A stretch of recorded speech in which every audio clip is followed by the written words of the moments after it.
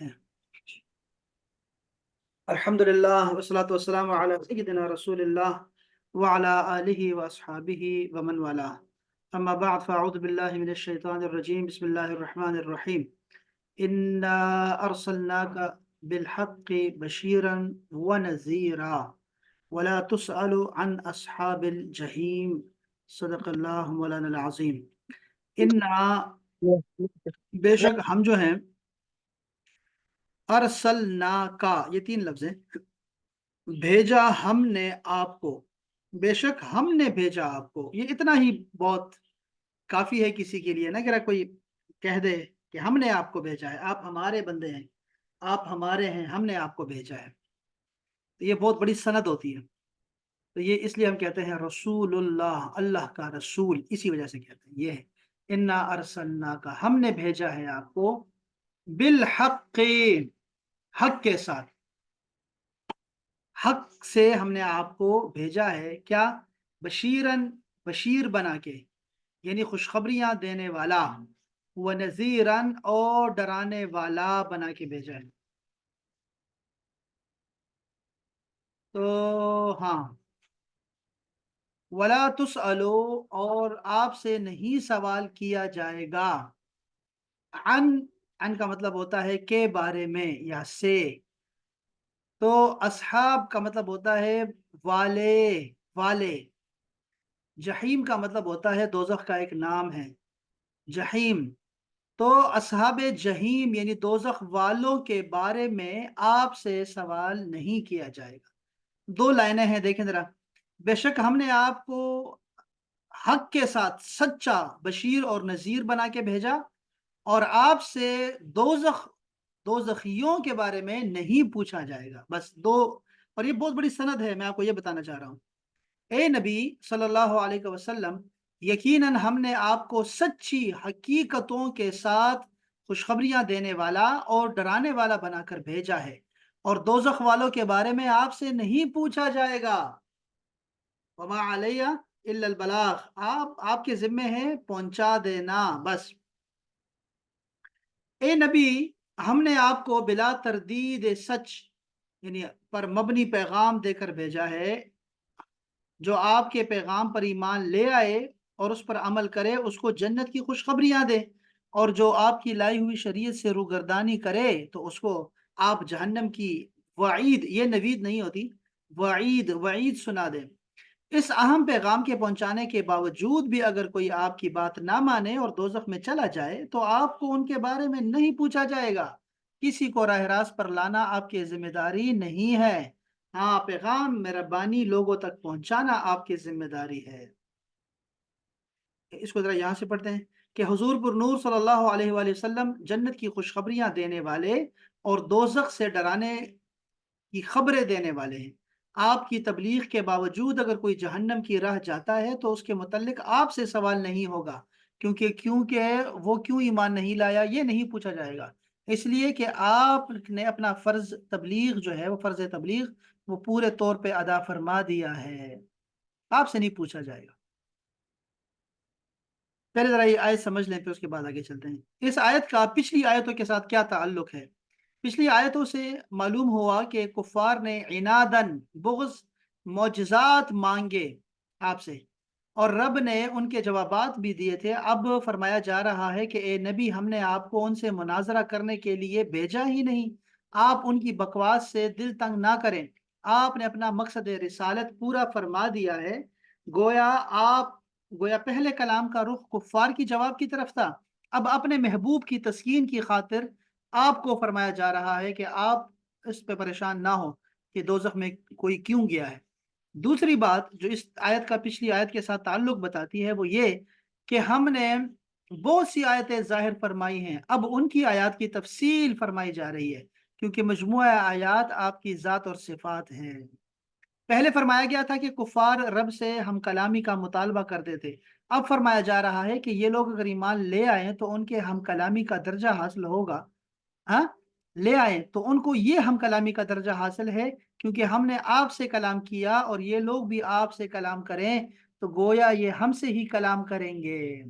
بات سمجھ رہے ہیں؟ جیسے عید کے ہلال میں تمام دنیا کے مسلمانوں کی نگاہیں جمع ہو جاتی ہیں، سب طالب ہوتے ہیں کہ وہ مطلوب، ایسے ہی حضور کی ذات مبارکات میں تمام نگاہیں جمع ہیں، تمام مخلوق بھی آپ کو دیکھتی ہے اور خالق عالم کی نظر بھی آپ پر ہے۔ جو رب سے ملنا چاہے وہ آپ کے حضور تشریف لائے۔ چلو، یہ اس کی تفسیر ذرا سن لیں، اس کے بعد پھر میں آگے چلتا ہوں کہ اس کا یہ نازل کیسے ہوا، یہ آیت کیوں نازل ہوئی، شان نزول کیا ہے، سبب نزول کیا ہے۔ تفسیر روح البیان اور عزیزی نے صراحتاً اور تفسیر مدارک نے اشارتاً فرمایا ہے کہ ایک بار حضور صلی اللہ علیہ وسلم فرماتے تھے کہ کاش میں اپنے والدین کا انجام معلوم کر لوں، تب یہ آیت کریمہ اتری۔ اس کے بعد حضور علیہ السلام نے کبھی اپنے والدین کا ذکر نہیں فرمایا، لیکن شیخ جلال الدین سیوطی نے اس روایت کو ضعیف فرمایا ہے اور کہا کہ اس صورت میں یہ آیت گزشتہ سے بے ربط ہو جائے گی، کہ یہاں والدین کا ذکر کہاں سے آ گیا، آپ کے والدین کا ذکر کہاں سے آ گیا، یہ اس لیے کہہ رہے ہیں۔ لیکن یہ آیت اتری ہے، شان نزول میں یہی بات ہے کہ آپ اپنے والدین کے بارے میں فکر مند تھے تو اللہ پاک نے آپ کو بتایا کہ ان کے بارے میں بات کرنے کی ضرورت نہیں ہے۔ اچھا جی، اب آگے دیکھیں نا خلاصہ تفسیر کیا ہے اس کا، اس سارے تفسیر کا۔ کفار سے جوابات ارشاد فرما کر اپنے محبوب کو تسکین دی جا رہی ہے کہ آپ ان اوندھے سوالات سے ناخوش نہ ہوں، خود ہم نے نہ کہ کسی اور نے آپ کو دین حق یا قرآن کریم یا معجزات دے کر بھیجا ہے تاکہ آپ ماننے والوں کو بشارت دیں اور منکروں کو آنے والی مصیبتوں سے ڈرائیں۔ جو اس بشارت اور خوف سے ایمان لے آئے گا وہ سچا مومن۔ کسی کو جبرن ایمان دینا ہمارا کام ہی نہیں، کیونکہ جبری ایمان پر کوئی ثواب نہیں ملتا۔ جو آپ پر اعتبار نہ کرے اپنے دلائل پیش کریں کہ ثواب کس طرح کا مانگتا ہے، اور اے محبوب اگر کوئی بدنصیب آپ کی بات نہ مانے تو آپ سے کوئی پرسش نہیں ہوگی، کیونکہ آپ نے تبلیغ میں کوئی کوتاہی کی ہی نہیں ہے۔ جو آپ کی بات نہ مانے وہ جہنمی ہے، ان کی ذلت اور خواری اور رسوائی اور سخت عذابی جو کا حال ہے کچھ مت پوچھو، وہ بیان کے قابل ہی نہیں ہے۔ خیال رہے کہ محبوب پاک جناب مصطفیٰ صلی اللہ علیہ وسلم کو حجاز کی سرزمین میں 63 سال کے لیے بھیجا گیا تھا، مگر رسالت شریف کو ہمیشہ کے لیے سارے عالم میں بھیجا گیا ہے۔ اب آپ سمجھ رہے ہیں، اس کو ذرا جوڑیے، سمجھیے بات کو۔ دیکھیں، جو دوزخ میں جانے والے ہیں نا، وہ ان کے بارے میں رسول اللہ صلی اللہ علیہ وسلم سے نہیں پوچھا جائے گا۔ آپ تو ظاہراً جب لوگوں کے ایمان کے حوالے سے بہت فکر مند تھے، اب ظاہری حیات میں تو یہی ہوتا تھا، لیکن آپ کی رسالت اور آپ کا پیغام وہ تو تا ابد جائے گا، قیامت تک جائے گا۔ تو جب وہاں تک جائے گا تو پھر آپ سے نہیں پوچھا جائے گا کہ کون ایمان لایا کون نہیں لایا۔ آپ کا پیغام، اب آپ چلے گئے ہیں، اب یہ پیغام پہنچانا ہمارے ذمے ہے۔ اب ہم لے کے چل رہے ہیں اس کو صدی بصدی، اور ہم نے آپ کے دیے ہوئے قرآن کو بھی زندہ رکھا، آپ کے دین کو بھی زندہ رکھا ہے، آپ کی سیرت کو بھی زندہ رکھا ہے، آپ کے امر و نہی کو بھی ہم نے زندہ رکھا ہے، اور ہم نے آپ کی زبان کو، عربی زبان کو بھی محفوظ رکھا ہے، ہم نے آپ کے اصحاب کے احوال کو بھی زندہ رکھا ہے، سلامت رکھا ہے۔ تو یہی سارے چشمے ہیں جو کہ خیر کا باعث ہوں گے اور ہدایت لوگوں کو دیتے رہیں گے، دیتے رہیں گے۔ اور لوگ جو ہیں جو مانیں گے تو وہ مان لیں گے، جو نہیں مانیں گے تو آپ فکر مند نہ ہو، آپ سے کسی قسم کا سوال نہیں ہوگا۔ اللہ اکبر۔ جیسے سورج خود تو چوتھے آسمان پر ہے مگر اس کی چمک دمک سارے جہان پر ہے۔ اس آیت میں حضور کی رسالت کا ذکر ہے، ٹھیک ہے جی، وہ جو میں نے بتایا آپ کو نا، کہ فرمایا نا کہ انا ارسلنا کا، ہم نے رسول بنا کر بھیجا ہے، بس اتنی سند ہی کافی ہوتی ہے کہ کوئی بڑا آپ کو کہے سائن کر کے دے دے بھئی یہ ہمارا بندہ ہے، یہ ہم نے بھیجا ہے اس کو، بس تو وہ بندہ وہی ہوتا ہے۔ اب یہ عام سے سپاہی ہوتے ہیں، عام سے سپاہی، اور وردی پہن کے آ جاتے ہیں اور ہمیں بندے سے گھر سے اٹھا کے لے جاتے ہیں۔ وہ کیوں اس کو بندہ کیوں اس کو مارتا نہیں ہے، کیوں ان کو ہم گھر سے باہر نہیں نکالتے؟ چونکہ اس کے پاس اتھارٹی ہوتی ہے کہ مجھے کسی نے بھیجا ہے، سرکار نے بھیجا ہے۔ تو یہ بات سمجھ لیں کہ آپ کو اگر کوئی پھول لگ جاتا ہے نا تو سمجھ جائیں کہ اس کا کتنا بڑا درجہ ہوتا ہے۔ تو رسول اللہ صلی اللہ علیہ وسلم نے فرمایا انا ارسلنا کا، ہم نے آپ کو بھیجا ہے۔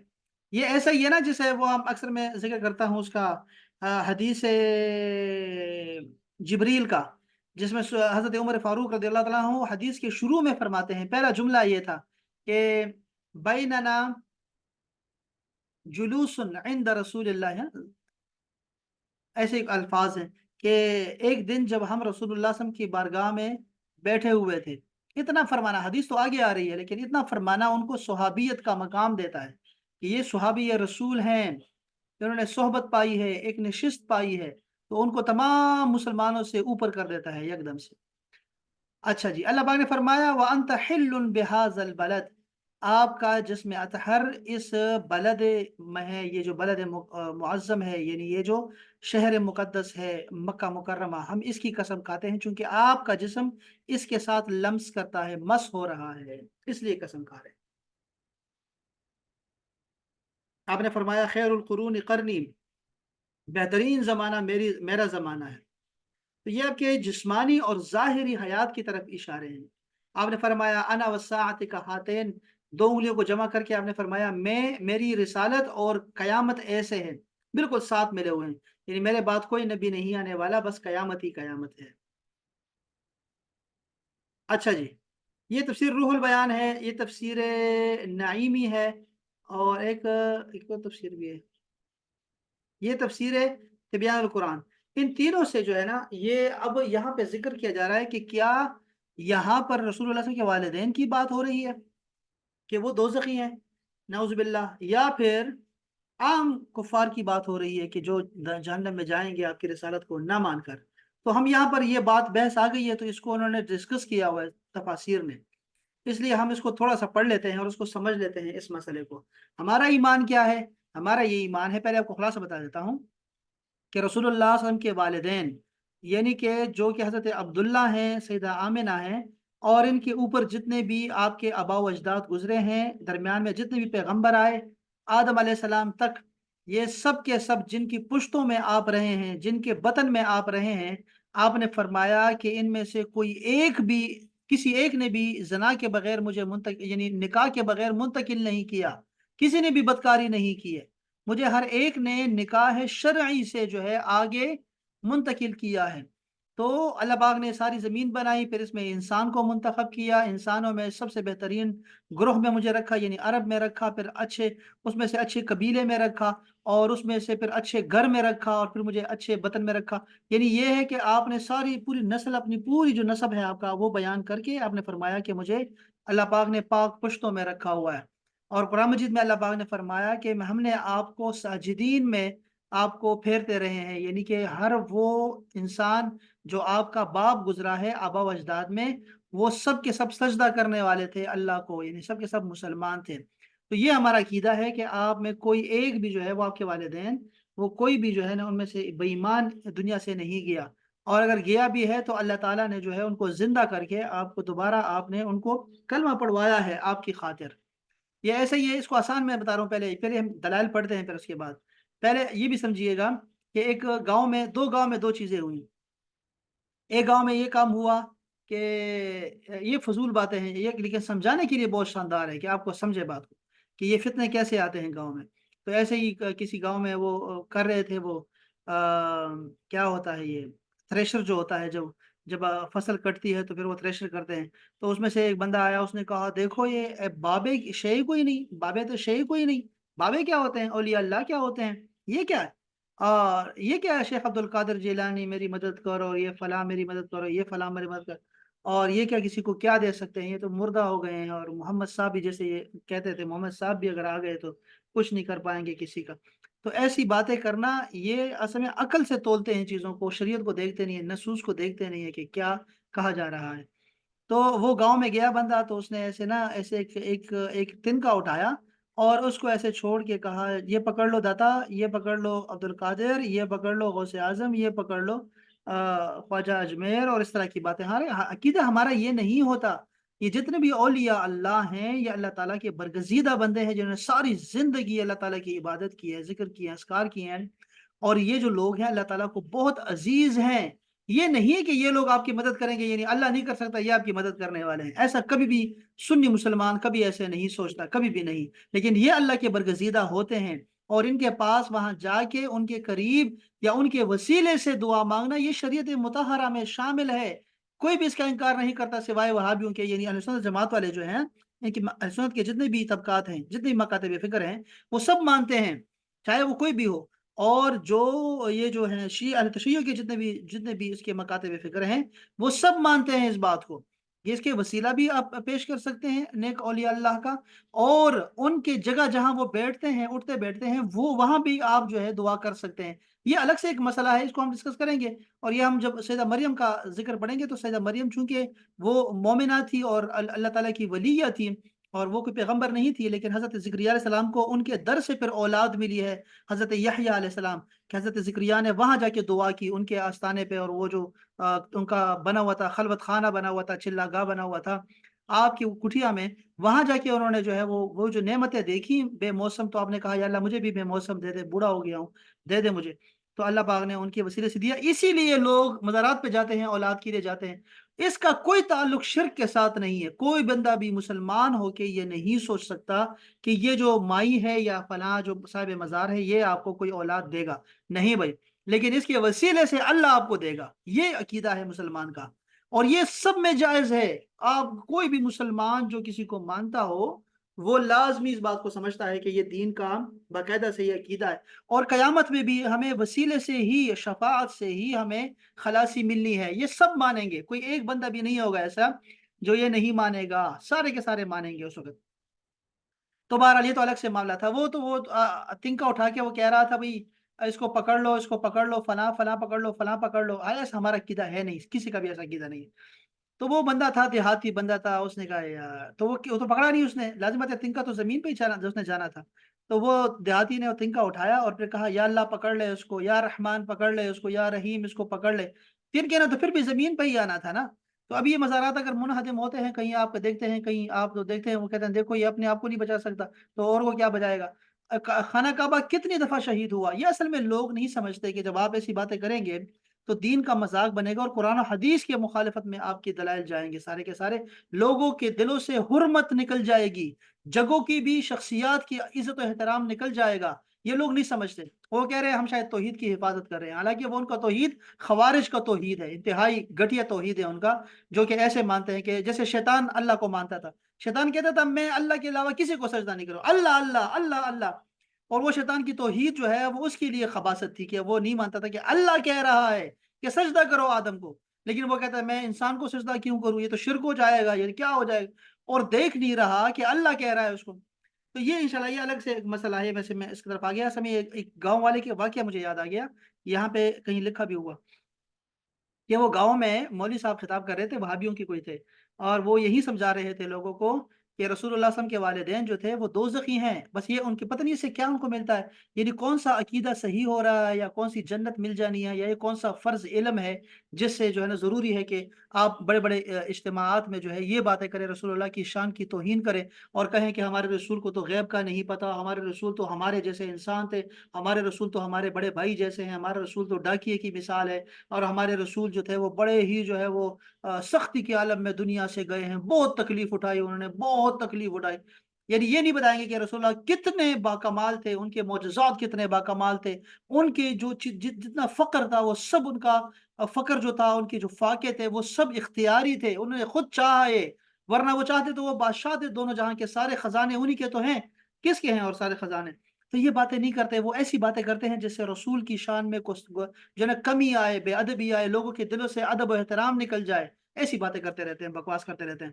تو اسی طرح پھر ایک دیہاتی نے اس سے پوچھا کہ مولوی صاحب یہ بتائیں کہ ایک حافظ قرآن، میرا بیٹا حافظ ہے، جس کی ختم میں آپ آئے ہوئے ہیں، ویسے تو میلاد کے سارے جلسے جو ہیں وہ سارے بدعت ہیں اور سارے شرک ہیں، لیکن یہ آپ یہ ختم میں آ گئے ہیں، جلسہ کر رہے ہیں، پتہ نہیں اس جلسے کا پتہ نہیں کیا حیثیت ہے اس کی، کہاں سے آپ نے نکالا ہے یہ جلسہ، لیکن میرے بیٹے کا یہ حافظ قرآن بن گیا ہے، تو بتائیں کہ یہ حافظ قرآن جو ہے یہ شفاعت کر سکے گا؟ میں نے کہا ہاں، یہ کس کی شفاعت کر سکے گا؟ جی یہ دوزخیوں کی شفاعت کرے گا، یہ جنتیوں کی شفاعت نہیں کرے گا، یہ دوزخیوں کی شفاعت کرے گا۔ کتنے کی کرے گا؟ حافظ قرآن 3 پشتوں کی جو ہے وہ شفاعت کرے گا، 3 پشتوں کی، اور عالم دین کتنا کرے گا؟ جو عالم دین ہو وہ جی 7 پیڑھیوں کا جو ہے وہ شفاعت کر سکے گا۔ تو اس نے کہا یہ عجیب بات نہیں ہے کہ ایک حافظ قرآن اور ایک عالم قرآن وہ تو پیڑھیوں تک کا شفاعت کر سکیں، اور وہ رسول جس نے یہ قرآن دیا وہ اپنے ماں باپ کو بھی دوزخ سے نہ نکال کے جنت میں لے کے آئے، تو یہ آپ کو نہیں سمجھ آتی؟ تو یہ ضلالت ہے ان لوگوں کے دماغوں میں کہ یہ اپنے رسول کی بھی ایسے بات کریں گے، قرآن کے بارے میں بھی ایسے بات کریں گے کہ قرآن کی بے ادبی ہو جاتی ہے۔ ابھی یہ مفتی مسعود نے، جو طارق مسعود ہے، انہوں نے کیا بات کر دی، ایسی باتیں کر دی کہ پوری دنیا میں جو ہے اسے سارے مسلمانوں کے جو ہے نا دل دکھے ہیں اس بات سے، قرآن کی توہین کر کے آپ اور کیا ثابت کرنا چاہ رہے ہیں؟ لوگوں کے دلوں میں حرمت نکل جائے گی خانہ کعبہ کے بارے میں ایسی بات کر کے، یا مسجد نبوی کے بارے میں ایسی بات کر کے، یا روزے رسول کے بارے میں ایسی ایسی چھوٹی سی بات کر دینا، آپ کو لگتا ہے جیسے آپ بڑا کوئی آپ نے کوئی دین کی خدمت کی ہے، حالانکہ آپ اصل میں توہین کر رہے ہیں شعائر اللہ کے۔ شعائر ہیں، یہ اللہ تعالیٰ کے شعائر ہیں۔ اپنے صفا اور مروہ کی ہم نے عظمتیں بیان کرنی ہے، ہم نے اسلام کی ہر چیز کی عظمتیں بیان کرنی ہے، نہ کہ اس کی شان کو گھٹانا ہے۔ اور کہہ کس کو رہے ہو مسلمانوں کی، کیا ہے کہیں جا رہے ہو، کہیں جا رہے ہو، کہیں جا رہے ہو؟ کیا آپ یہ سمجھتے ہیں کہ ہم توحید کی بڑی خدمت کر رہے ہیں؟ یہ حالانکہ نقصان کر رہے ہیں آپ۔ تو یہ بھی انہی مسائل میں سے جو میں بتانا چاہ رہا ہوں، کہ یہ بھی انہی مسائل میں سے ایک مسئلہ ہے کہ جس پہ بحث کا کوئی آپ کسی کو فائدہ ہی نہیں ہے۔ تو آپ جو بحث کر رہے ہیں کیا شان میں کر رہے ہیں یا شان گھٹانے کے بارے میں بات کر رہے ہیں؟ تو شان گھٹانے کے بارے میں آپ سنیں گے، شان اٹھانے کے بارے میں نہیں سنیں گے۔ یعنی یہ ہمارے رسول ہیں، ان کے ماں باپ، ان کے خاندان، ان کے گھر والوں کے بارے میں اچھی باتیں کیوں نہیں کرتے؟ یعنی ازواج مطہرات کے بارے میں ایسی بات کریں گے، ایسی بے ادبی گستاخی کی بات کریں گے، ان کے معاملات بتائیں گے کہ وہ بالکل عام عورتیں تھیں نعوذ باللہ، اور وہ ایسی کرتی تھی اور ایسے کرتی تھی اور ان کی یہ تھا، اور ایسی باتیں کہ آپ کو نہیں پتا اور میں بتانا نہیں چاہتا آپ کو۔ اور شکر ہے خدا کا کہ اللہ پاک نے پردہ رکھا ہوا ہے، اور یہ جو ہے علماء کرام جو اہل سنت جماعت کے علماء ہیں وہ نہیں بتاتے لوگوں کو، کہ کیونکہ لوگوں کے دلوں سے حرمت رسول نہ نکل جائے، ان کے گھر والوں کا، ان کے ازواج مطہرات کی جو ادب کا حرمت ہے دلوں میں، جو ان کا تقدس ہے وہ قائم و دائم رہے۔ ان کو ہم عام عورتوں سے نہیں ملاتے، جب بھی ان کی بات کریں گے تو کہیں گے ام المومنین، ہماری ماں نے یہ فرمایا، ام المومنین نے یہ فرمایا، انہوں نے یہ کیا، وہ کھانا لے کے آئی، وہ مسکرائی، آپ ساتھ لے کے گئے، آپ نے یہ فرمایا، جنت کی یہ خوشخبریاں دی۔ ان کی عظمتیں بیان کرنی چاہیے، نہ کہ ان کی ایسی باتیں جو کہ غیر ضروری باتیں ہیں انہیں کو جناب علی اس کو رگڑتے جائیں، دوبارہ کرتے جائیں۔ تو اگر دیکھو ایک مجلس میں ایک بات ہو جاتی ہے، جیسے میرا اور آپ کا مذاق ہے، میں کوئی بات کر دیتا ہوں، ڈاکٹر صاحبہ کو کوئی بات کر دیتا ہوں، کوئی بھی مذاق میں کوئی بات کر دیتا ہوں، تو وہ سن لے گی، میری بات سن لے گی کہ چلو یار استاد کچھ کہہ رہے ہیں، چلو چھوٹے ہیں لیکن چلو کہہ رہے ہیں تو کر لیں گے۔ لیکن یہی بات اگر دوبارہ یہی بات دہرائی جائے اور پھر اگلے دن پھر دہرائی جائے تو بتائیں کتنا اذیت ناک ہو جائے گا یہ مذاق بھی۔ تو اس لیے یہ ایسی باتوں کو کبھی ہوا نہیں دینی چاہیے، پہلا مسئلہ یہی ہے، سمجھنے والی بات جو ہے وہ یہی ہے۔ اب دوسری بات جو یہاں پہ آ رہی ہے، میں ذرا سے آپ کو یہاں بتانا چاہتا ہوں کہ عقیدہ کیا ہے۔ عقیدہ میں نے آپ کو بتایا کہ اہل سنت والجماعت کے درمیان بھی اختلاف ہے، ایسا نہیں ہے کہ اختلاف نہیں ہے، جہاں روح البیان نے اس کو بیان کیا ہے۔ یہ اسلاف میں، اسلاف کا مطلب ہے کہ اب بزرگوں میں اختلاف رہا ہے کہ نبی علیہ السلام کے والدین کافر ہو کر مرے ہیں یا مسلمان ہو کر۔ فرماتے ہیں کہ دوسرا قول راجح اور صحیح ہے۔ دوسرا قول کیا ہے؟ کہ وہ مسلمان ہو کر مرے ہیں۔ اس سے شان میں آتی ہے نا۔ اب یہ روح البیان کا صرف نہیں ہے، یہ ہمارے آپ دیکھیں گے تو یہ سارے آپ کو ہر جگہ دکھائی دے گا، جو جتنے بھی لوگ چاہتے یہ ہیں کہ وہ ان کی شان کو بڑھایا جائے۔ اور یہ اسی طرح جو ہے وہ ابراہیم علیہ السلام کے والد کا ذکر ہے، اب وہ چاچا کو والد کہنا لازمی اس پہ ڈٹے ہوئے ہیں کہ نہیں نہیں وہ ان کے والد ہی تھے۔ وہ کہاں سے والد ہے؟ قرآن بتا رہا ہے کہ وہ چچا ہیں ان کے، اور یہی بات اوپر جا رہی ہے۔ میں آپ کو بتا رہا تھا نا کہ پیغمبروں کے جو پشتیں ہوتی ہیں وہ بھی صاف ستھری ہوتی ہیں۔ تو ابراہیم علیہ السلام کے جو والد تھے ان کا نام طارح ہے، آزر ان کے چچا ہیں، اور یہ بات نہیں مانیں گے۔ اور پھر قرآن مجید میں اللہ پاک نے خود بتایا کہ ان کے حضرت یعقوب کے بچوں نے بتایا کہ بابا جان ہم آپ کے اپنے ابا و اجداد کے دین پہ رہیں گے، اور پھر چچا کا نام بھی لے لیا، اسماعیل اور اسحاق دونوں کا نام لے دیا کہ یہ ہمارے آبا ہیں۔ یعنی اس کا مطلب ہے کہ عرب میں بھی اب جو ہوتا ہے وہ باپ کو کہتے ہیں، تو ساس جو آپ کے سسر جو ہوتا ہے وہ بھی آپ کا باپ ہوتا ہے، جو استاد ہوتا ہے وہ بھی آپ کے والد کی جگہ ہوتا ہے۔ والد ایک ہوتا ہے، باپ مختلف ہو سکتے ہیں۔ یہ فرق ہے کہ جس نے پیدا کرا، ایک ہی بندے سے بندہ پیدا ہوتا ہے، منہ بولا بھی باپ آ سکتا ہے آپ کا، اور بہت سارے ہوتے ہیں، بہت سارے لوگ ہوتے ہیں۔ تو یہ بات سمجھنے والی ہے کہ جو نبی کا نسب ہوتا ہے، یہ کیا لکھا ہے؟ دلائل یہ ہیں کہ حضور اکرم صلی اللہ علیہ وآلہ وسلم کا نسب شریف کفر کی گرد و غبار سے پاک ہے۔ اگرچہ قریش میں بتوں کی پرستش عام تھی، لیکن خلیل علیہ السلام کی دعا یہ تھی، ابراہیم علیہ السلام کی، کہ وجنبنی و بنیہ، مجھے بھی بچا اور میرے بچوں کو بھی بچا، ان نعبدا الاسناما، کہ ہم لوگ صنموں کی عبادت کریں، اسنام کی، بتوں کی پرستش کریں، اس سے بچا۔ تو اس سے معلوم یہ ہوا کہ آپ کی ساری اولاد جو ہے نا وہ بتوں سے ان کی پرستش سے پاک رہی ہے۔ دوسری آیت میں ابراہیم علیہ السلام نے دعا کی وجعلھا کلمۃ باقیہ، اس سے معلوم ہوا इब्राहिम अलैहिस्सलाम की जो थी ना जो शान थी, अल्लाह पाक ने उसको बाकी रखा है, उसको उसकी नस्ल को ज़ुर्रियत को पाक रखा है शिर्क से। ये तो एक दलील है इब्राहिम अलैहिस्सलाम के हवाले से। इस तरह जो है ना ये वही सारी बहुत सारी बातें आ रही हैं। तहकीकी कौल क्या है, ये सारी बातें करके मैं आपको ज़रा दलाइल देना चाहता हूँ, सब्र करें ज़रा। लेकिन ये साहिब रूहुल बयान का अकीदा सुन ले कि बाज़ लोग इस तरफ गए हैं कि हुज़ूर के वालिदैन माजिदैन नाजी हैं, यानी कि निजात पाने वाले हैं, जन्नती हैं।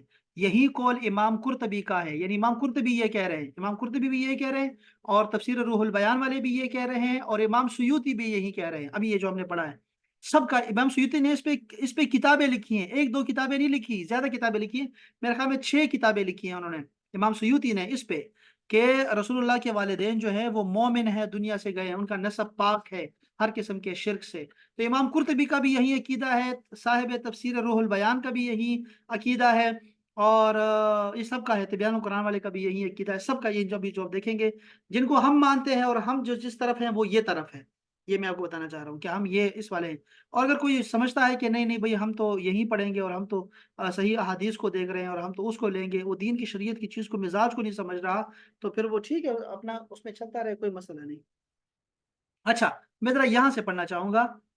ये कौन सी तफसीर नई में है, यहाँ से नहीं, बल्कि मैं तफसीर तिबियान कुरान से पढ़ना चाहूँगा, चूँकि ये आखिरी तफसीर है, जदीद तरीन तफसीर है और इसमें जो है वो सारे सारे अहम बातों को जमा कर दिया गया है। इसलिए मैं चाह रहा हूँ कि वो उसको यहाँ जमा किया जाए। अच्छा जी, जब कुफ़ार ने ज़िद और इनाद से अपनी फ़रमाइशी मोजज़ात का मुतालबा पर इसरार किया और ईमान नहीं लाए, जबकि अल्लाह ताला ने नबी सल्लल्लाहु अलैहि वसल्लम के सिद्क़ पर निशानियाँ नाज़िल कर दी थी, तो नबी करीम सल्लल्लाहु अलैहि वसल्लम को उनके ईमान न लाने पर रंज और अफ़सोस हुआ। तब अल्लाह ताला ने ये आयत उतारी कि आपका काम सिर्फ़ ईमान लाने वालों को बशारत देना है और ईमान न लाने वालों को डराना है दोज़ख से। फिर भी अगर कोई ईमान नहीं लाता तो आप आपसे उन दोज़खियों के मुतल्लिक़ कोई सवाल नहीं किया जाएगा। ये बात थी यहाँ तक। इमाम इब्न जरीर ने अपनी सनद से अब ये बात दरमियान में लिखी जिससे बात शुरू हुई। उन्होंने लिखा कि रसूलुल्लाह सल्लल्लाहु अलैहि वसल्लम ने फरमाया, काश मुझे मालूम होता कि मेरे माँ बाप के साथ क्या किया गया है। अल्लामा सुयूती ने लिखा कि ये हदीस जो बयान की गई है ये मुअद्दल इस्नाद और ज़ईफ़ हदीस है और ये हुज्जत नहीं बन सकती अकीदे में। देखो, हदीस शरीफ जो जो ज़ईफ़ होती है ना, ज़ईफ़ हदीस की किस्म है। जिस हदीस को हदीस नहीं कहते ना, उसको कहते हैं हदीस मौज़ू। वो हदीस नहीं होती, वो मनगढ़ंत बात होती है। लेकिन ज़ईफ़ हदीस जो है वो हदीस ही होती है। अच्छा, उसमें थोड़ी-सी कमी होती है, यानी उसमें कोई हिफ्ज़ की कमी होती है, यानी जो रिवायत कर रहा है ना सनद, उसमें कमी होती है। बात में कोई कमज़ोरी नहीं होती।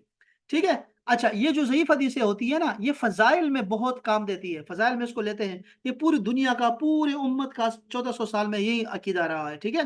कि ज़ईफ़ हदीस अगर आगे कि सूरह यासीन पढ़ने के इतने सवाब मिलेगा और सूरह अल कहफ को पढ़ने का ये फ़ायदा है और फलाँ जगह नमाज़ पढ़ने का ये इतने इसका सवाब है। तो ये सारे फ़ज़ाइल हैं। फलाँ रात में इबादत करने का ये सवाब है। तो ये फ़ज़ाइल हैं, इसलिए ज़ईफ़ हदीस में ये चीज़ें ली जाती हैं। लेकिन अकीदे के बारे में ज़ईफ़ हदीस नहीं ली जाएगी। ये बात समझने वाली है। इमाम सयूती ने फिर इसकी भी किताबें लिखी और अपनी किताब जो है दुर्रुल मंसूर तफ़सीर है, उसमें उन्होंने लिखा कि ये हदीस ठीक नहीं है, चूँकि असल में दीन का अकीदा भी समझना है कि पैगंबरों के जो वालिदैन होते हैं, वो पाक साफ़ होते हैं शिर्क से। अच्छा जी। अल्लामा कुर्तुबी लिखते हैं कि हमने किताब अत-तज़किरा में बयान किया है कि अल्लाह ताला ने आपके माँ-बाप को ज़िंदा किया और वो आप पर ईमान ले आए हैं। अब देखिए ना, ये इमाम कुर्तुबी का अकीदा है, उसने अलग से किताब लिखी है और किताब में ये ज़िक्र कर दिया। इमाम कुर्तुबी का अगर अकीदा है, तो हमारा अकीदा हो सकता है। आप ये समझे बात को। जब इमाम सुयूती, इमाम कुर्तुबी, इमाम इस्माइल हक़ी और ये बाकी जितने भी उलमाए कराम हैं, मुफस्सिरीन हैं, अगर वो आपको कह रहे हैं, तो फिर उसको मानने में कोई हर्ज बाकी नहीं रहता। उन्होंने अलग से भी किताबें लिखी हैं इस पे। तो इमाम कुर्तुबी ने कहा भई कि अल्लाह पाक ने ज़िंदा करके आपको ईमान जो है कलमा पढ़ा दिया था। अल्लामा सुयूती ने लिखा है कि रसूलुल्लाह सल्लल्लाहु अलैहि वसल्लम के वालिदैन के निजात याफ़्ता होने के मुताल्लिक़ मुतअद्दिद मसालिक हैं। एक मसलक तो ये है कि आपके वालिदैन करीमैन आपकी बेअसत से पहले फ़ौत हो गए। चूँकि आपके फ़ौत हो गए ना 40 साल से पहले ही, वो एक तो वालिद थे जो कि आप जब हमल में थे, अपनी वालिदा के बतन मुबारक में थे, तो आप वालिद का इंतकाल हो गया 2 महीने बाद और वालिदा का इंतकाल हुआ है 6 साल के बाद या 6 साल के थे।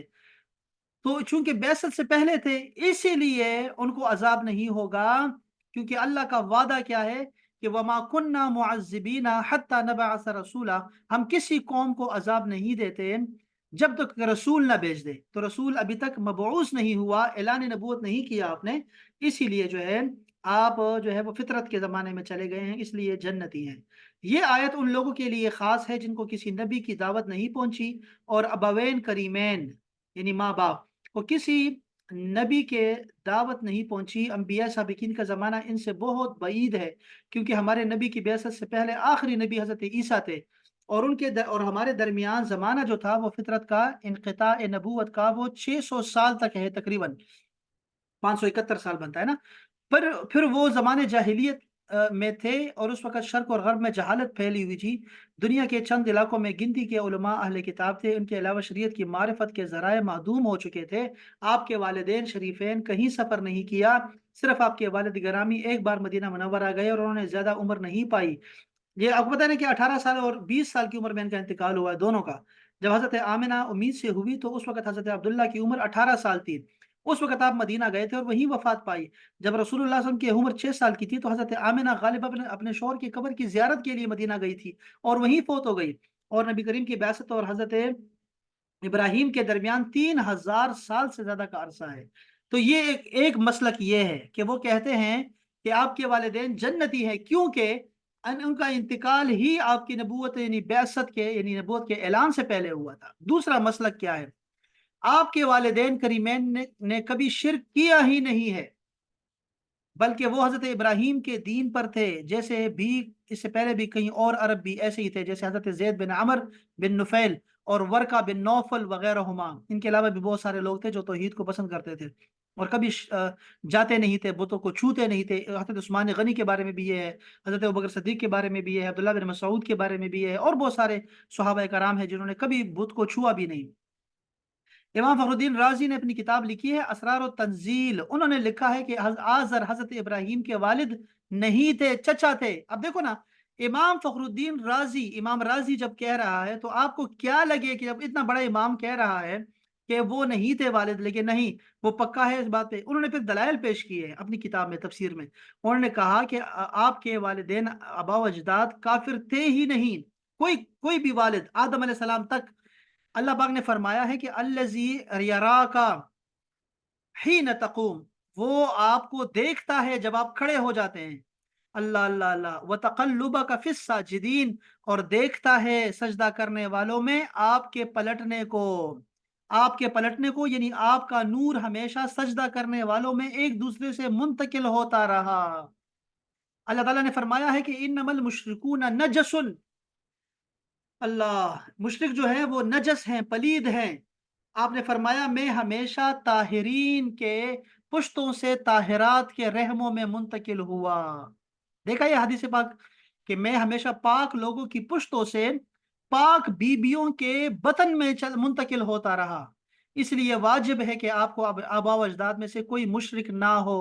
یہاں تک امام راضی نے لکھا ہے، ان کا عقیدہ انہوں نے بیان کر دیا۔ آپ یہ گنتے جائیں کتنے لوگوں کا عقیدہ ہے۔ نیز احادیث سے ثابت ہے کہ آپ کے تمام آبا اور زمانہ اپنے زمانے میں سب سے افضل اور خیر تھے، کیونکہ امام بخاری نے اپنی سند میں حضرت ابو ہریرہ سے روایت کیا ہے کہ رسول اللہ صلی اللہ علیہ وسلم نے فرمایا میں ہر قرن ہر صدی میں بنو آدم کے خیر القرون میں مبعوث ہوا، ٹھیک ہے، حتیٰ کہ وہ قرن جس میں مبعوث ہوا ہوں، اچھا، یہ سب سے بہتر ہے۔ امام بیہقی نے دلائل النبوہ میں حضرت انس سے روایت کیا جب بھی لوگوں کے دو فرقے ہوئے اللہ تعالیٰ نے مجھے ان میں سے اچھے میں رکھا۔ میں اپنے ماں باپ سے پیدا کیا گیا اور مجھے زمانے جاہلیت کی کسی چیز نے نہیں چھوا، یعنی مجھ میں کوئی بھی جاہلیت نہیں ہے۔ حضرت آدم سے لے کر میرے والدین تک میں ہمیشہ نکاح سے پیدا ہوا، زنا سے پیدا نہیں ہوا۔ میں تم سے خیر ہوں، بہتر ہوں، افضل ہوں، اور میرے ماں باپ تمہارے ماں باپ سے بہتر ہیں۔ اور امام عبدالرزاق نے حضرت علی سے روایت کیا کہ ہر دور میں روئے زمین پر کم از کم 7 مسلمان ضرور رہے ہیں، ہمیشہ سے رہے ہیں، ہر دور میں۔ اگر ایسا نہ ہوتا تو زمین اور زمین والے ہلاک ہو جاتے۔ اس حدیث کو دونوں کی شرط پہ صحیح حدیث پاک ہے۔ اللہ اکبر۔ مومن اور کافر میں مومن اچھا ہوتا ہے، وَلَعَبْدٌ مُؤْمِنٌ خَيْرٌ مِّن مُشْرِكٍ، جو مومن غلام ہوتا ہے وہ بھی بہتر ہے کسی مشرک سے۔ تو نبی صلی اللہ علیہ وسلم کے آبا میں ہر زمانے کے لوگوں میں خیر تھے اور خیر مومن ہے، اور ہر زمانے میں مومن تھے، تو ثابت ہوا کہ آپ کے تمام آبا ہر زمانے میں مومن تھے۔ اب تیسرا مسلک سنیے گا، اللہ تعالیٰ نے آپ کے ابوین کو زندہ کیا حتیٰ کہ وہ آپ پر ایمان لے آئے۔ اب یہ تیسرا مسلک ہو گیا، ٹھیک ہے۔ پہلے نے کیا کہا تھا؟ پہلے نے کہا تھا کہ آپ کا انتقال بعثت نبوی سے پہلے پہلے ہو گیا، اس لیے آپ مومن چلے گئے دنیا سے۔ دوسرے نے کہا کہ آپ جو تھے آپ موجود تو تھے لیکن آپ نے کبھی شرک کیا ہی نہیں سرے سے، تو آپ مشرک ہیں ہی نہیں۔ اور تیسرے نے کہا کہ اللہ پاک نے آپ کو زندہ کیا والدین کو، اور آپ پر ایمان لے آئے ہیں۔ اب یہ کون کہنے والے کون ہیں؟ امام ابن شاہین، حافظ ابو بکر خطیب بغدادی، علامہ سہیلی، علامہ قرطبی، محب تبرین، علامہ ناصر الدین دمشقی وغیرہ، سب کا یہی مسلک ہے۔ انہوں نے اس روایت سے استدلال کیا ہے کہ جس کو امام ابن شاہین نے الناسخ و منسوخ میں خطیب بغدادی سے، السابق اللاحق میں، اور امام دارقطنی اور امام ابن عساکر نے غرائب میں سند ضعیف کے ساتھ حضرت عائشہ سے روایت کیا ہے کہ رسول اللہ صلی اللہ علیہ وسلم نے حجت الوداع کیا، پھر میرے ساتھ ایک گھاٹی پر جس میں حجون میں آئے، اور درآں حالے کے آپ غمزدہ تھے اور رو رہے تھے، آپ کافی دیر ٹہرے رہے، پھر میرے پاس لوٹے، اس وقت آپ خوش تھے اور مسکرا رہے تھے۔ آپ نے فرمایا میں اپنی والدہ کی قبر پہ گیا تھا، میں نے اللہ تعالیٰ سے دعا کی کہ وہ ان کو زندہ کر دے، اللہ تعالیٰ نے ان کو زندہ کر دیا اور مجھ پر ایمان لے آئے، پھر اللہ تعالیٰ نے ان کو لوٹا دیا۔ یہ حدیث محدثین کے اتفاق سے ضعیف ہے، بلکہ ایک قول یہ ہے کہ موضوع ہے بالکل، لیکن صحیح یہ ہے کہ یہ ضعیف ہے، موضوع نہیں ہے۔ میں نے اس پر ایک مستقل رسالہ لکھا ہے، علامہ سہیلی نے الروض الانف میں ایک سند سے روایت کیا ہے، اس میں جس میں مجہول راوی ہے۔ بہرحال یہ ساری باتیں ہیں، اور اس میں بھی یہ فرمایا آپ نے کہ اللہ پاک نے زندہ کر دیا ہے۔ امام قرطبی بھی یہی لکھا ہے کہ یہ حدیث جو ہے وہ کیا تھے وہ آپ کو جب منع کیا گیا نا، استغفار سے منع کیا گیا، تو یہ اس سے یہ مراد نہیں ہے کہ وہ دوزخی ہیں، بلکہ جنتی ہونے کی طرف علامت ہے، کہ آپ کو فرما دیا گیا ہے کہ آپ یہ نہ سمجھے کہ یہ مشرک چلے گئے ہیں، یہ مومن ہے، ان کے لیے مشرکوں جیسا استغفار نہ کریں۔ امام راضی خود بھی فرما رہے ہیں کہ یہ اس کی تعارض نہیں آ رہا، کیونکہ غیر معصوم کے لیے استغفار کرنا ان کے حق میں معصیت کا وہم پیدا کرتا ہے۔ بات سمجھ رہے ہیں نا کہ اگر آپ واقعی کو کہہ رہے ہیں کہ یہ شاید غلطی پہ ہے اس لیے ایسا کہہ رہے ہیں، ایسا نہیں ہے۔ علامہ قرطبی نے فرمایا کہ نبی کریم صلی اللہ علیہ وسلم کے فضائل بے شمار ہیں، اور آپ کے ابوین کریمین کو زندہ کرنا عقلاً و شرعاً محال نہیں ہے، ناممکن نہیں ہے کہ اللہ تعالیٰ ان کو زندہ کرے۔ عیسیٰ علیہ السلام جب کر سکتے ہیں، مردوں کو زندہ کر دیا کرتے تھے۔ قرآن مجید میں بنو اسرائیل کے مقتول کو زندہ کرنے اور اپنے قاتل کی خبر دینے کا پورا واقعہ موجود ہے، کہ ایک پیغمبر ہے موسیٰ علیہ السلام، اور وہ کر رہے ہیں، وہ گوشت لے لیتے ہیں ایک گائے کا اور اس پہ مار کے اس کو زندہ کر دیتے ہیں۔ تو جب وہ بنی اسرائیل کے پیغمبر کر سکتے ہیں، موسیٰ اور عیسیٰ کر سکتے ہیں مردوں کو زندہ، تو نبی کریم صلی اللہ علیہ وسلم کے والدین کیوں زندہ نہیں ہو سکتے؟ یہ بہت ضروری ہے۔ امام قاضی ابو بکر ابن العربی المالکی نے کسی سے پوچھا کہ جو شخص یہ کہے کہ نبی کریم صلی اللہ علیہ وسلم کے والد دوزخ میں ہیں، اس کا کیا حکم ہے؟ انہوں نے کہا وہ ملعون ہے، کیونکہ اللہ تعالیٰ نے فرمایا ہے کہ جو لوگ اللہ اور اس کے رسول کو تکلیف دیتے ہیں، اللہ ان پر دنیا اور آخرت میں لعنت فرماتا ہے۔ یعنی آپ یہ بات جب بار بار کرتے ہیں نا کہ رسول اللہ کے والدین دوزخی ہیں، تو آپ کیا کر رہے ہیں؟ اصل میں آپ رسول اللہ کو تکلیف دے رہے ہیں، اور جو بھی رسول اللہ کو تکلیف دے گا وہ اللہ تعالیٰ کو تکلیف دینا چاہ رہا ہے، اس پہ اللہ تعالیٰ کی لعنت ہے دنیا اور آخرت میں۔ ایک حدیث میں آیا ہے کہ صحیح مسلم کی صحیح حدیث پاک ہے کہ میرا باپ اور تمہارا باپ جہنم میں ہے۔ اس میں باپ کا اطلاق چچا پر ہے، اس سے مراد ابو طالب ہو سکتے ہیں۔ اچھا، علامہ باجی نے بھی یہ لکھا ہے، امام بہقی نے بھی یہی لکھا ہے، رسول اللہ نے فرمایا کہ اگر میں اپنے والدین یا ان میں سے کسی ایک کو پا لیتا، میں عشاء کی نماز میں ہوتا اور وہ مجھے یا محمد کہہ کر پکارتے تو میں لبیک کہتا۔ والدین کے پاس جانا جو ہے، ان کا حکم مارنا چاہیے، چاہے نماز میں ہی کیوں نہ ہو، نفل نماز میں آپ جو ہے کر سکتے ہیں۔ اللہ اکبر۔ ایک علامہ شامی نے ان کا عقیدہ دیکھے ذرا، علامہ شامی ہمارے احناف کے امام ہیں، انہوں نے لکھا ہے کہ احادیث صحیحہ میں ہے کہ ابو طیبہ اور حضرت عبداللہ بن زبیر نے آپ کے اس خون کو پی لیا جو آپ نے ان کو پھینکنے کے لیے دیا تھا۔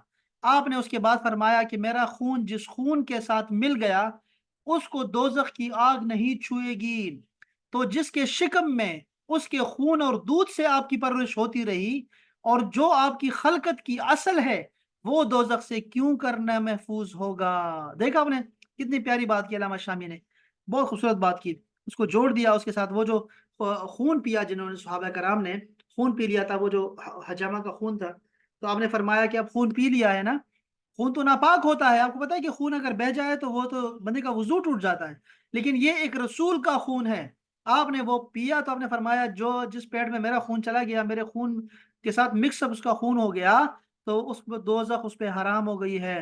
तो वालिदैन जिसके आप जहां रहे हैं वो उनके खून से ही आप बने हैं, तो कैसे मुमकिन है कि वो दोजखी हो। इसके अलावा मैं भी एक बात करता हूँ, हमेशा तकरीरों में करता रहता हूँ, कि ये जो रोज़े रसूल है, आपको पता है कि अहले सुन्नत वल जमात का अकीदा है तमाम का, मैं जब अहले सुन्नत कहता हूँ तो इससे मुराद सब होते हैं, ठीक है, ज़हन में रखिएगा, कि जो रसूलुल्लाह सल्लल्लाहु अलैहि वसल्लम का रोज़ा मुबारक है, जहाँ पे आपका जिस्म अतहर जिस मट्टी के साथ मस कर रहा है, वो तमाम कायनात से बेहतर जगह है, पता है आपको, सबसे अफ़ज़ल जगह है। यहाँ तक कि तमाम ज़मीन आसमानों से, लोह अर्श से भी अफ़ज़ल है। आपको पता है ये अकीदा, और ये सबने लिखा है, ये नहीं, ऐसा नहीं कि ये कोई किसी एक इस ज़माने का अकीदा है, ये पूरा चला आ रहा है, सारे उम्मत में चला आ रहा है यही अकीदा, कि जो जमीन आपको मस कर रही है वो तमाम कायनात से बेहतर जमीन है। अच्छा, अब मुझे बताएं कि जिस जगह आप 9 महीने रहे हो, जिस पेट में, जिस बतन मुबारक में, तो वो कैसे पाक नहीं होगा, और कैसे वो नजस हो सकता है, कैसे वो गंदा हो सकता है। तो ये भी ध्यान में रखिएगा। इसीलिए हम कहते हैं, और इसके अलावा भी इतने सारे दलाइल हैं, इन्होंने भी दिए हैं, बहुत सारे दलाइल दिए हैं, और इसे साबित करते होते हैं कि आपका जो है वो वालिदैन जो आपके हैं वो बाकायदा से अल्लाह पाक ने उनको ईमान बख्शा है। वो 3 मसाले का आपको बताया है कि 3 अहले सुन्नत वल जमात के 3 जो मसालिक हैं, वो यही साबित करने की कोशिश करते हैं कि रसूलुल्लाह सल्लल्लाहु अलैहि वसल्लम के वालिदैन जो हैं वो मोमिन हैं। एक ने कहा कि वो ज़माने बेअसत से पहले जो है वो फ़ौत हो गए, इसलिए जन्नती हैं। दूसरे ने कहा कि उन्होंने कभी शिर्क किया ही नहीं, इसीलिए वो जन्नती हैं। और तीसरे ने कहा कि रसूलुल्लाह के लिए अल्लाह पाक ने उनके वालिदैन को ज़िंदा किया, अपने जाते ज़िंदगी में ही हुज्जतुल विदा के बाद अल्लाह पाक ने उनको ज़िंदा किया, और वो कलमा पढ़ के फिर जो है आराम फरमा हुए, जैसे असहाब कहफ वाले हैं। और इस तरह और भी बहुत सारे जो है ना लोग अल्लाह पाक ज़िंदा कर चुके हैं पहले से, इसी तरह जो है उनको कलमा पढ़ाया आपने। ये अकीदा, हमारा भी यही अकीदा है। यहाँ भी ये बात है, देखें यहाँ भी ये बात, उन्होंने भी यही बात ज़िक्र की है।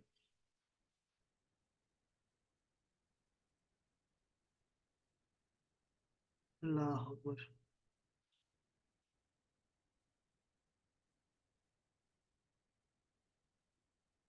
ये बहुत सारे अहादीस हैं, लेकिन मैं अब ज़्यादा मज़ीद इसको ना ज़्यादा पढ़ नहीं पाऊंगा, लेकिन इतना काफ़ी है जितना हमने पढ़ा है। इससे भी ज़्यादा दलाइल जो है मेरे ख्याल में ये तफसीर इन्होंने दिए हैं, ये जो है ना तफसीर नईमी, इन्होंने बहुत ज़्यादा दलाइल दिए हैं। यहाँ पर ना पूरी ऐसे दलाइल के ना अंबार लगा दिए हैं। पहली पहली दलील क्या है, ये देखें, पहली दलील इन्होंने ये दी, फिर दूसरी दलील, फिर तीसरी दलील, फिर चौथी दलील, पांचवी, छठी, इतनी आयात हैं, इतनी ज़्यादा आयात हैं। दूसरी दलील कोई उसकी जवाबात लगे हुए हैं, तीसरी दलील, पता नहीं इतना ज़्यादा कर दिया है कि कुछ। तो उन्होंने सारा पे बताया कि ये कैसे हो सकता है कि रसूलुल्लाह सल्लल्लाहु अलैहि वसल्लम जो है ना, अब इतने ज़्यादा इतने दलाइल हैं, वो पढ़ने चाहिए हमें, लेकिन अब मेरा मुझे पढ़ नहीं सकता, मैं हौसला मेरा नहीं है इतना ज़्यादा। 10वीं दलील, 11वीं दलील, 12वीं दलील, फिर दोबारा शुरू से शुरू हो जाता है, इतना ज़्यादा, बहुत ज़्यादा है। इन्होंने बहुत तफसील से इसको जिक्र किया हुआ है, बहुत तफसील से। वो ये यहाँ ये वाकया सियालकोट का वाकया था, उसने फिर ऐसी बातें कर दी थी, ये वाकया यहाँ लिखा हुआ है, वो जो मौलवी था, तंग करते हैं ऐसे। बहरहाल, चलो ये वैसे दरमियान में एक बात आ गई, तो हमने कहा चलो इसको डिस्कस कर लेते हैं। और उम्मीद है कि आपको इस हवाले से सफाई और जो है ना वो आपको अकीदे का भी पता चलना चाहिए। और दूसरा ये भी है कि चलो आपको कुछ जो है वो दलाइल भी पता लगे, और शायद हो सकता है इसके साथ साथ आपको मजीद भी बहुत सारी चीज़ें क्लियर हो चुकी होंगी इंशाअल्लाह ताला। ये सारी तफासिर जितने भी हम जो है ना देखते हैं, वो तकरीबन सब में ये बात जिक्र है। तफसीर इब्न कसीर में भी ये बात उन्होंने जिक्र कर दी हुई है, और अल्लामा कुर्तुबी का जो है ना उन्होंने भी हवाला दिया है, मारिफ कुरान है, तफसीर सब में यही बात है। चलो बहरहाल खैर है। इंशाल्लाह ताला फिर कल जो है हम इंशाल्लाह अगला सबक पढ़ेंगे। बल्कि कल क्या है, कल कल बुध है या जुमेरात है? कल क्या है जी? ये कल बुध है सर। वहाँ बुध है, तो फिर कल नहीं, इंशाल्लाह परसों जो है ना जुमेरात को इंशाल्लाह ताला हमारा हमारी सेशन होना है हमारा, वो तसव्वुफ पे होना है, हाँ सूफीज़्म पे है। डॉक्टर तारिक एजाज साहब आएंगे इंशाल्लाह ताला। और वो 1 घंटे का रखा है, सिर्फ 1 घंटे का होगा। और मैं उसे कहूँगा कि थोड़ा सा वो ब्रीफ करे थोड़ा सा, और फिर उसके बाद अगर कोई सवाल वगैरह है जहन में तो फिर आपने सवाल कर लेने इंशाल्लाह ताला उनसे, और वो जवाब भी देंगे आपको। लेकिन टाइम बहुत थोड़ा होगा, इसलिए थोड़े से चुस्त रहें आप लोग, 9 से 10 तक इंशाल्लाह। आप कोई आपके जहन में कोई बात तो नहीं है अहबाब? नहीं सर। चलें, सलामत रहें, खुशबाश रहें, इंशाल्लाह फिर बहुत जल्द इंशाल्लाह ताला फिर मुलाकात होगी कल इंशाल्लाह ताला। अस्सलामु अलैकुम वरहमतुल्लाहि ताला वबरकातुहू। वालेकुम अस्सलाम वरहमतुल्लाह।